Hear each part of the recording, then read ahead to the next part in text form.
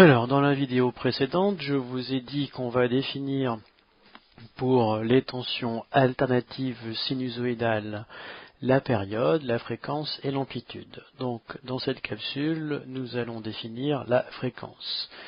La lettre qui va remplacer le mot fréquence, ce sera petit f. La fréquence, vous l'utilisez tous les jours. Vous connaissez déjà cette grandeur physique à travers la radio. Quand vous voulez donner la fréquence, quand vous voulez donner à un copain, une copine, la fréquence d'une radio que vous aimez, eh bien vous lui donnez un chiffre. Alors par exemple ici France Culture, c'est 93.5. Et souvent derrière, on entend le mot mégahertz. Eh bien mégahertz, c'est l'unité de la fréquence. Alors méga, c'est un multiple, c'est comme kilo, un mégahertz, kilohertz, hertz.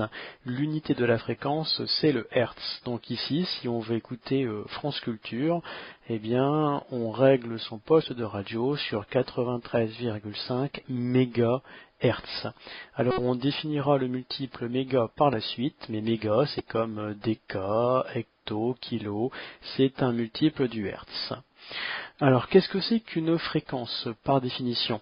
Alors, je vous ai déjà donné un exemple précédemment. Si vous allez chercher votre argent de poche chez votre grand-mère une fois par mois, c'est un phénomène qui se répète et la période de ce phénomène, c'est un mois. Eh bien, la fréquence, c'est le nombre de fois que l'on fait quelque chose en un temps donné. Donc, sur une année, vous allez voir 12 fois votre grand-mère par an. Donc, la fréquence des visites de votre grand-mère par an, c'est 12. La fréquence, c'est le nombre de fois que l'on fait quelque chose qui se répète en un temps donné. Alors, bien sûr, pour les tensions alternatives sinusoïdales, on ne va pas mesurer les fréquences sur une année, mais sur une seconde. Alors, pour vous donner un exemple plus précis de ce que c'est que la fréquence pour une tension sinusoïdale, on va travailler sur ce petit exercice. Un élève va représenter graphiquement les variations d'une tension en fonction du temps. Première question, cette tension est-elle continue, alternative, périodique? Alors déjà, elle n'est pas continue, parce que si elle était continue, elle aurait la même valeur tout le temps, donc on aurait par exemple, bien sûr ici le trait je le trace très mal, mais on aurait par exemple un trait comme ceci. Ici on a la tension au cours du temps, donc une tension continue c'est une tension qui ne varie pas au cours du temps, donc si on avait une tension de 0,4 volts par exemple, on aurait un trait. Donc ici notre tension elle n'est pas continue. Est-ce qu'elle est alternative? Bah oui, parce qu'elle est parfois, dans cette partie-là, elle est positive, et dans cette partie-là, elle est négative. Donc elle est alternative. Est-ce qu'elle est périodique? Eh bien oui, elle est périodique puisqu'elle se répète au cours du temps. Donc par exemple, si je choisis une autre couleur, on représente ici un motif élémentaire. C'est le temps qu'elle met pour se répéter. Et ce motif élémentaire, je le retrouve encore ici, je le retrouve encore ici, et ainsi de suite. Donc c'est une tension alternative, parce qu'elle est parfois positive, parfois négative, et elle est périodique, parce qu'elle se répète. Bien, nous avons répondu à la première question, on va passer à la deuxième. Le graphique réalisé par l'élève est incomplet, il a oublié d'y faire figurer des indications indispensables, lesquelles? Eh bien, si on regarde ici au bout, on n'a pas le temps. Donc le temps en secondes, et ici, il aurait dû indiquer qu'il reportait la tension en volts. Bon, je note avec les petites flèches, c'est pas grave. Ensuite, question suivante, cette tension se répète combien de fois en une seconde? Autrement dit, quelle est sa fréquence? Eh bien, si je regarde elle se répète combien de fois en une seconde?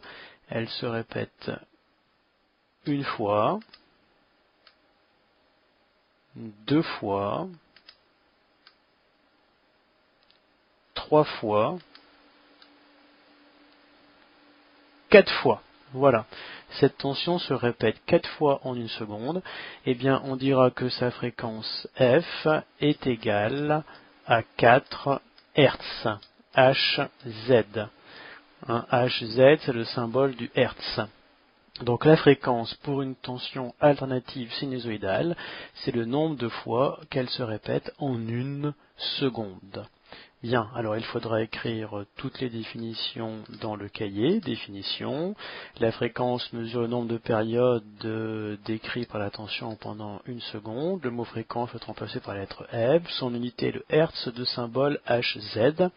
Alors quand on connaît la période T, on peut calculer la fréquence F et inversement. On a trois formules que vous écrirez en rouge. F fois T égale 1, ou F égale 1 sur T, ou T égale 1 sur F. Et dans ces formules, le temps doit être en secondes et la fréquence en Hertz. Si le temps n'est pas en secondes, il faut le convertir. Si la fréquence n'est pas en Hertz, il faut le convertir pour pouvoir utiliser ces formules. Bien.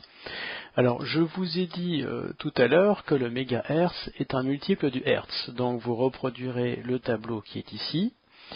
Alors, les cases qui sont en dessous, c'est juste pour vous aider à convertir, faire le petit exercice qui est là. Mais dans votre cahier, vous n'êtes pas obligé de reproduire tout ce tableau.